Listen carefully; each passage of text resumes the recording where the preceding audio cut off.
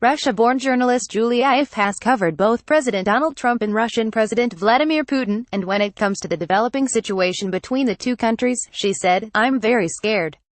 In a conversation with the Global Politico podcast, Ife explained her fear is because, in the Cold War, there were kind of protocols and rules developed and lines of communication, and there were just the way things were done.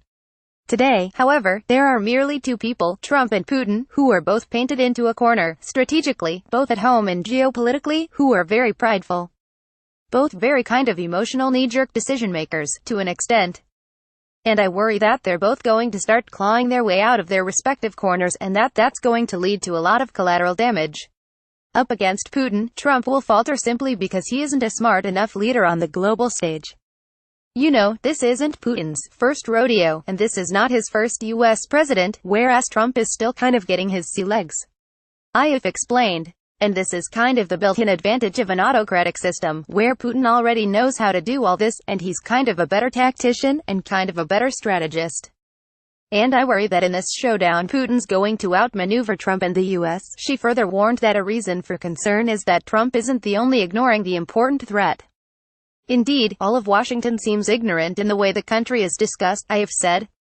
I think it's not just about pride of intellect and expertise, it's about accurately diagnosing the problem and knowing what it is you're dealing with, right? You don't want to treat a broken leg with chemotherapy, she said. And I think we have to understand that Russia is going to continue throwing sand in the gears, or weightier objects, and that they're going to be a force that is constantly going to push back, often just to push back.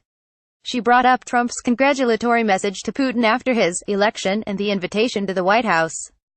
She explained the notes that Trump was given on the call, which specifically told him not to congratulate Putin, in all capital letters. The talking points say, please scold him for the poisoning. He doesn't scold him. In fact, he invites him to a White House visit, not just a visit. And the Russians are very ably playing off of this split. I've told Politico. You know, he's basically given them a big opening to walk right into, and they're very ably playing the administration off the president that heads it to their own advantage, because the Russians, like the Chinese, love protocol. She explained that state visits are important to Russia because optics are critical for them and specifically to Putin. He wants to make Russia great again, who wants Russia to be seen as a peer to the U.S., and not as a junior partner in the relationship that is to be punished for things.